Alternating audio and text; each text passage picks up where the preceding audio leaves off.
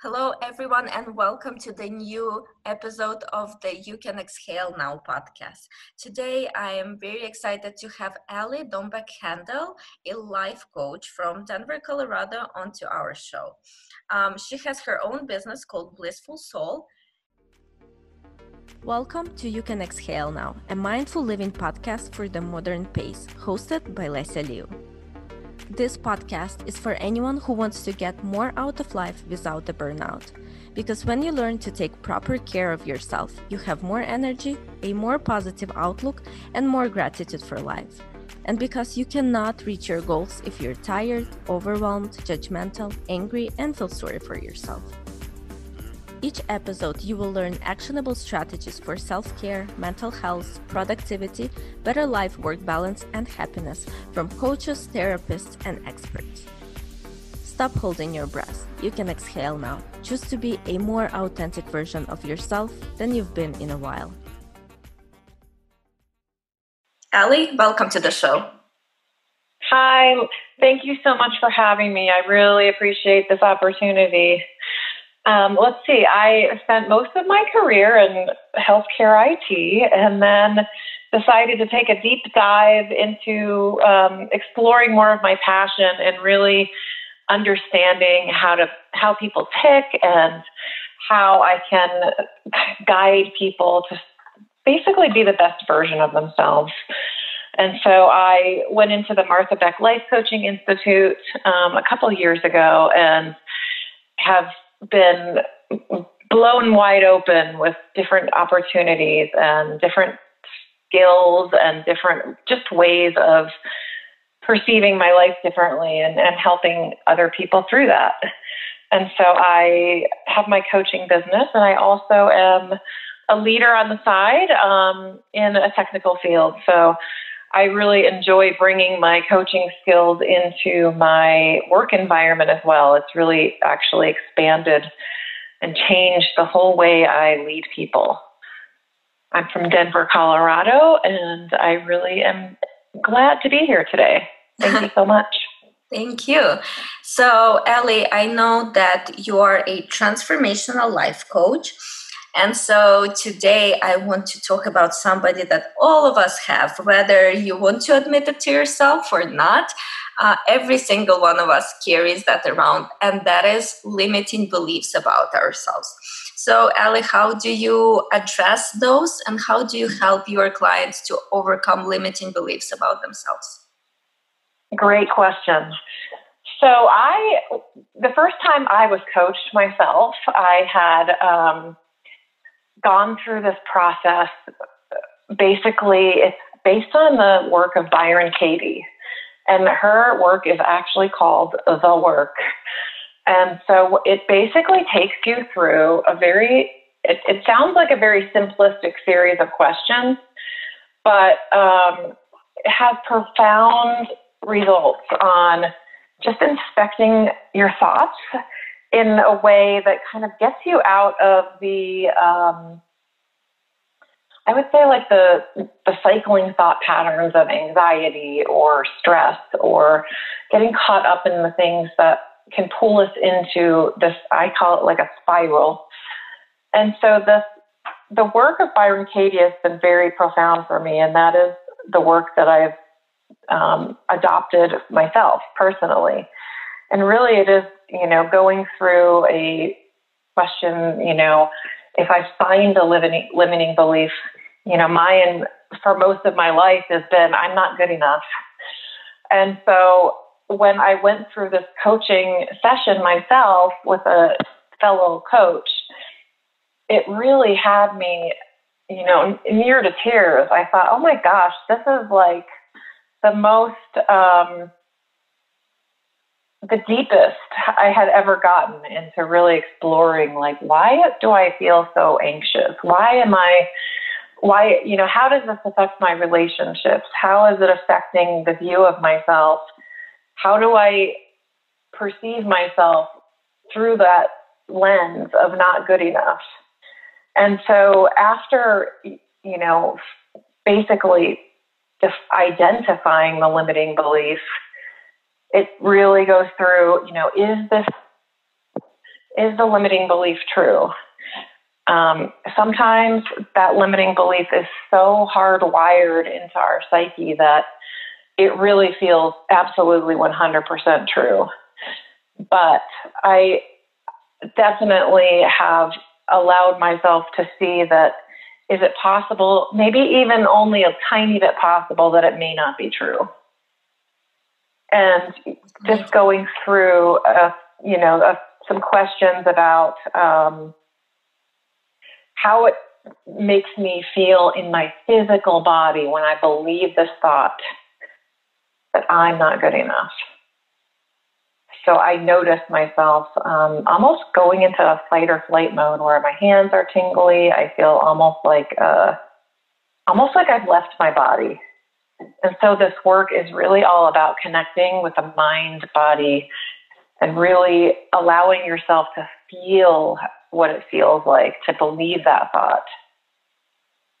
That's interesting. So it sounds like it involves a lot of somatic work as well.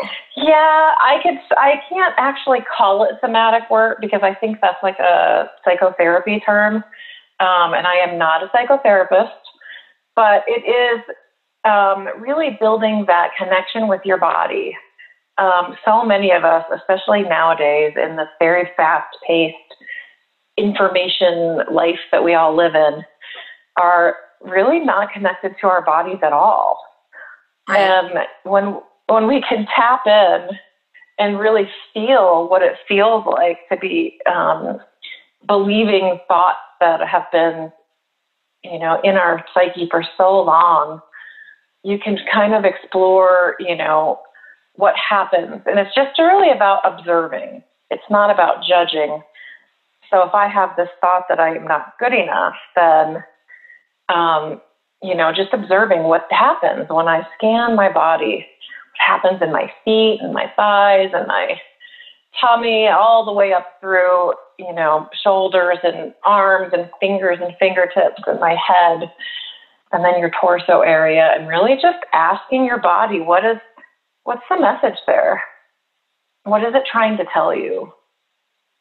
And so you just start to learn to explore and really connect. To me, it's like a game of connect the dots. You are able to connect your physical sensations with these deep-rooted limiting beliefs. And then alternatively, you sort of break down those limiting beliefs and, into your relationships. How does it affect your relationships? When I don't feel good enough and I believe that thought, I usually disengage with people. I might not participate as much in the activities that I enjoy. I tend to, I just physically feel heavier. I might feel like I have like a protection around my heart. And so it's really about understanding, connecting your feelings and your physical sensations and your behaviors with this limiting belief. And so that's how I go about, identifying the belief and all of the other aspects of it to sort of connect those things together. That sounds great. So, a lot of this work obviously relies on identifying those root causes, and sometimes it can be a little bit challenging to figure out, what exactly is the root cause. Like how deep do I have to go to know that I'm deep enough? Because, like you said, for example, a limiting belief of I'm not good enough can manifest itself in multiple ways, from, not fulfilling your full career potential to maybe being very clingy in the relationships. And there are lots of different symptoms, if you will, of that limiting belief. So how, do you have a strategy for our listeners on how deep do you have to go? When do you know that you arrived at that real root cause and not just the symptoms of it? Is there any particular way to do it? Yes, and this is going to sound really strange, but it's a process of asking lots of questions. And it's called the 5 Whys. And this was basically introduced by the Toyota Corporation in their manufacturing process when they were identifying certain parts of their process were not meeting expectations. Maybe they were not able to deliver something on time. And so instead of just putting, fixes in place and just throwing out solutions, they really started asking, like, well, why is this really happening? And so it sounds like, children are really great at this. They're always asking, well, why this, mommy? Or why that? Why is the sky blue? And it's so rudimentary, but it is such a wonderful foundation. And it really brings you into more of a curious place instead of a judgmental space. And so it's sometimes difficult to do this yourself, but I do think it's possible. And I think once you practice it, well, why do I disengage? Like you might notice that there's, that you're just feeling off a certain day, maybe. And then you might notice your thoughts aren't so positive that day. And so you might start to think like, oh, well, so-and-so at work, didn't appreciate this presentation that I delivered or something like that. Maybe it's as simple as that. And so you're going, well, wait, why? Why do I feel that this person didn't think my presentation was good?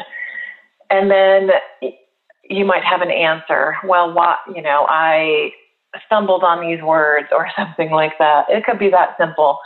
And then you just sort of keep diving in. And usually after asking 5 whys, you will come up to something that's really profound and deep. And it's almost like you have that epiphany, like that aha moment going, oh my gosh, well, this is a lot deeper than I thought it was. And typically it brings you to a space of a deep emotional realization. And it's as if it's so profound that you just stop and think, oh my gosh, this thing that I have been believing has been infecting my life for so long. And, now I need to do some work on it. And so it's really asking 5 whys, why this, why that? And usually it happens after the 5th, but I would say when you start to practice it, you may not get there after 5 whys. It might take 8 or 10. And so, and if you have a partner or a trusted friend that you can even bounce this off of, it can be very beneficial. But you have to be in a safe space because it might be something bigger than you realized. Absolutely. I think safe space plays so much weight in all of the mental health, emotional health, and getting better. So how can you ensure that safe space is created? Whether you're working with a therapist or life coach, or like you said, bouncing ideas off of your family or your best friend or anything like that. Do you have any kind of ingredients on how to truly create that safe space? I believe that, if someone were coming to me because they wanted to work through something, it's really about aligning with the person. And so, for example, if I really enjoy working with people who are ready to make a change. And so that's my guideline. Some people enjoy working with someone maybe that's really stuck in victim mode. And so I think that it really just depends on really understanding and identifying what's important to you in a relationship. And everybody is different in that regard. I mean, there are definitely recipes for what can help create that space. Brené Brown has some really great podcasts and some really great books about trust. And I think that, it's worthwhile kind of understanding what that means. But it's really important just that the two people are, that whatever you're going to share with someone, that it is held in confidence. The person is not going to share it to another person. They are just going to be with you and listen and not really offer advice. Sometimes it's really having someone just be there as a container to help you work through your own limiting belief systems. And so for me, it's really about that trust and that you feel aligned with that person. Sometimes you might try to find a therapist or a coach and you just don't feel that connection. That's okay.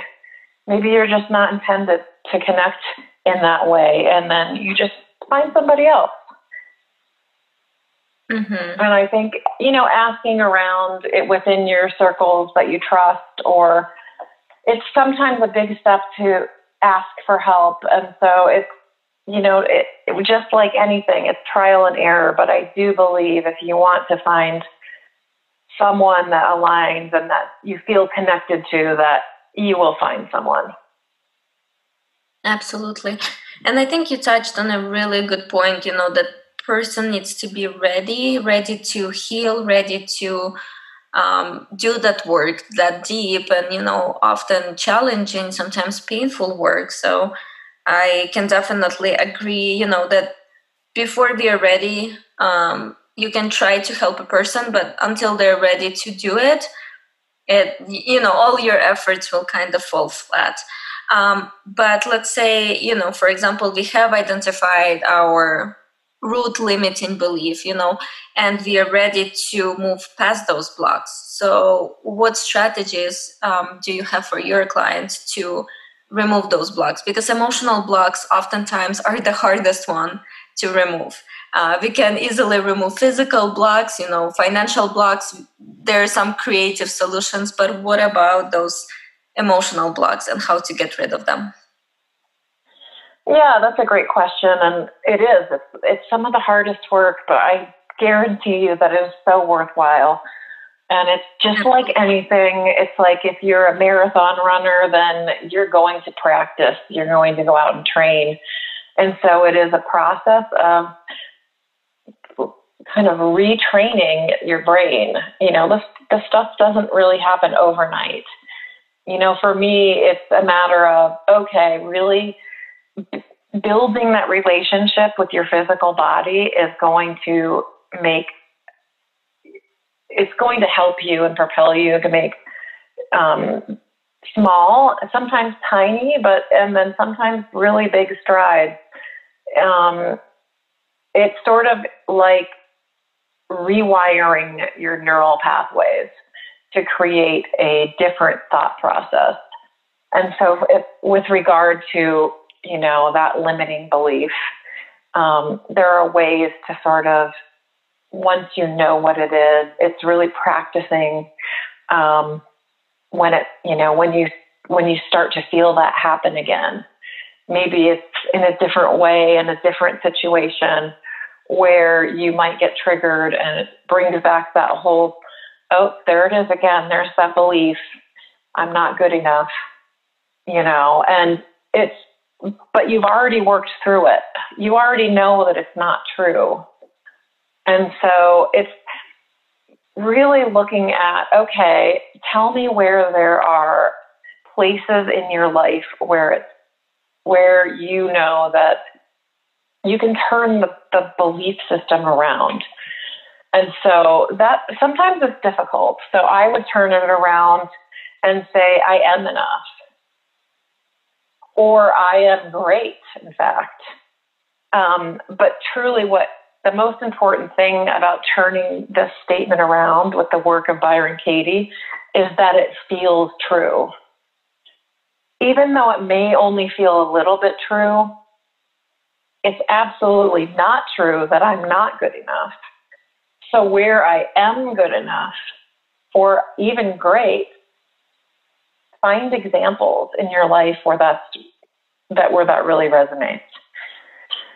You know, for me, I know that I'm great when I am helping other people. I feel alive. My body feels like it's moving on all cylinders. I feel energetic and passionate. My physical body feels light. You know, I don't have all of that tightness or knots in my shoulders that I feel when I believe that I'm not good enough. And so it's really about turning that thought around.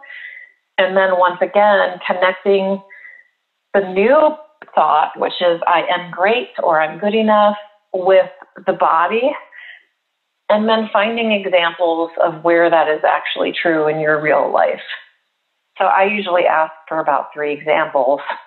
These are hard. I'm making it sound really easy, but sometimes it's a very difficult process and it really takes practice. But once you start to notice it, it's as if you can notice the thoughts a lot quicker and turn them around a lot quicker, and you can go, oh, there it is again. Okay, ha ha ha. It's almost like I oftentimes notice myself, like it becomes so ridiculous because you know the story is false that you start to laugh at it. And that happens often with my clients where they'll go, oh my gosh, I can't believe I've been thinking that thought this whole time. So when it pops up again, and it will, just like anything, anytime you're trying to create a new, muscle memory, it is often like, oh, that's so funny. I can't even believe I thought that. And then you can almost move on quicker, I guess. So that's my process. Yeah, I think, anything that has to do with brain and rewiring our thoughts and rewiring our brain definitely takes time. And, to create those new perceptions of yourself, like you said, those examples, do you recommend going out of your comfort zone and maybe, searching out those experiences, or do you just allow it to naturally come to you in your day-to-day life? I think that I'm all a proponent of being as gentle as you need. Some people, I guess, for me, I know that I will challenge myself to put myself in situations that might trigger. I do this every day in my job. It takes a lot of vulnerability to be a leader and to not be perfect. And so I don't have to be perfect. And that was another one of my limiting beliefs. It's actually great that I'm not perfect because it actually opens up a whole set of opportunities that I would not be open to if I kept thinking I had to live up to a certain standard. And so in my work, I'm putting myself out there. But it takes time, and it takes this awareness of just the noticing of the physical sensations and all of those dots that I mentioned earlier. And I think, once you work through some of the bigger, deeper rooted and more infectious limiting belief systems that you have,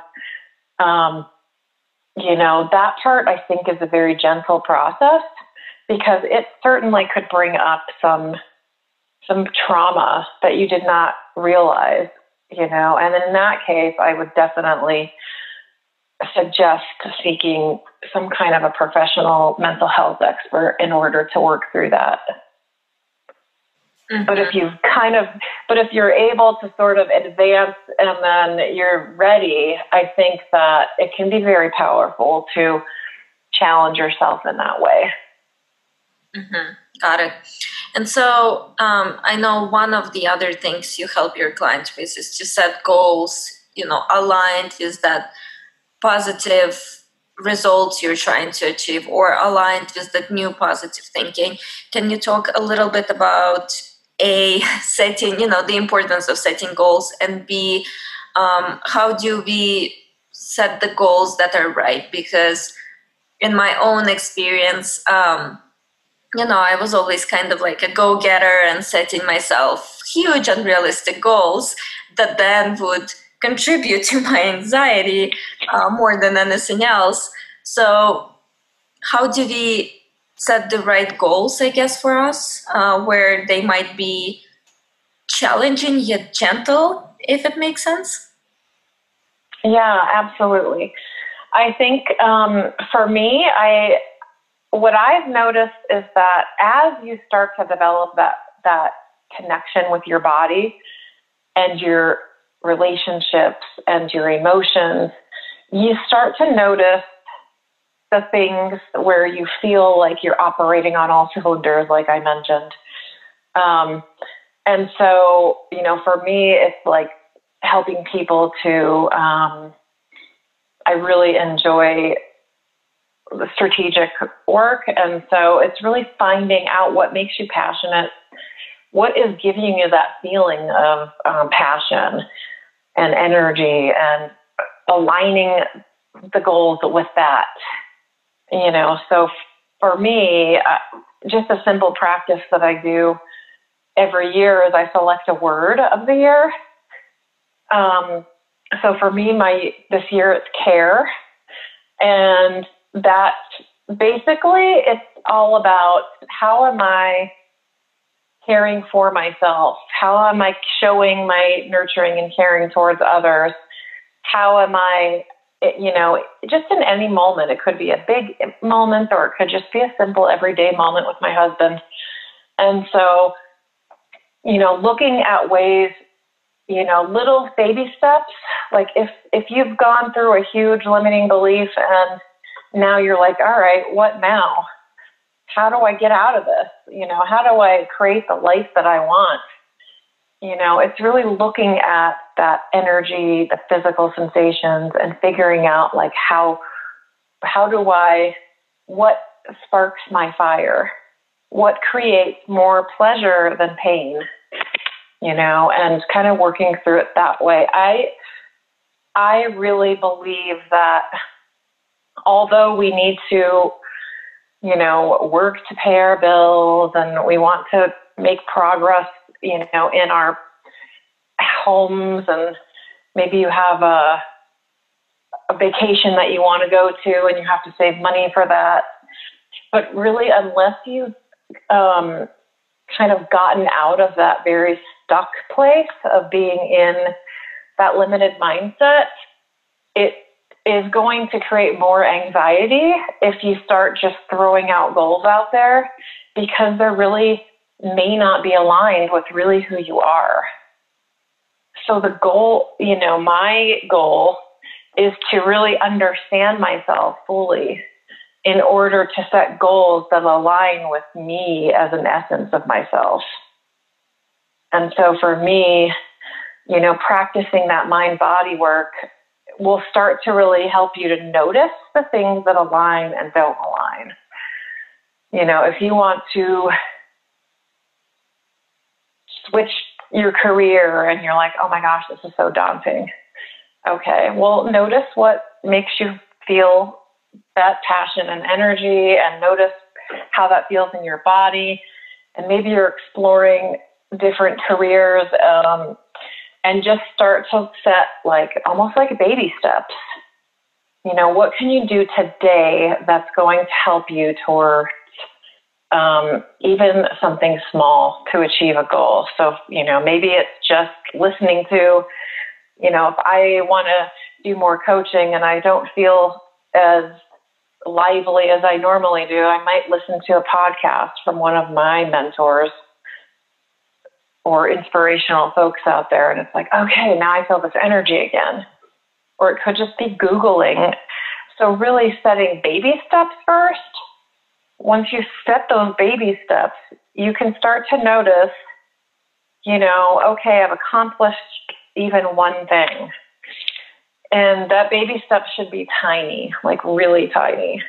Because you start to, if you set these big, humongous goals, it's difficult to really understand how you're going to achieve those. There's nothing wrong with big goals, but at least as you're melting away those limiting beliefs, it's really about kind of moving into this new way with baby steps, you know. And once you start to become more skilled at noticing what really aligns and doesn't align, that's when you can really do some visioning exercises and notice what is the life that I want. If I were to have this dream life that I am thinking about, what does that mean? What are exploring that vision with all of your senses? You know, what does it look like? What does it smell like? Who are the people that are around me? How does my body feel when I have what I want? And then really kind of breaking it down from there. And, if you're looking at changing your career, for example, you might just explore different ways to do that, you know, kind of breaking it down into smaller chunks. It's like you're using like a project manager's mind. You know, you can't just go from A to B without all those little steps in between. And so looking at ways to sort of break that down into different milestones, and then using your sensory perception to really understand the things that are aligning and aren't aligning. Absolutely. So it becomes like a lifestyle, like a way of life. You're like, okay, I thought I wanted this, but this part I really don't like, and I don't like it so much that I really don't want to do it. And so you start to notice that, you know, and then you start to attract the people and the things that are going to be supportive of your goals. Yeah, I think it's really important, you know, the importance of baby steps.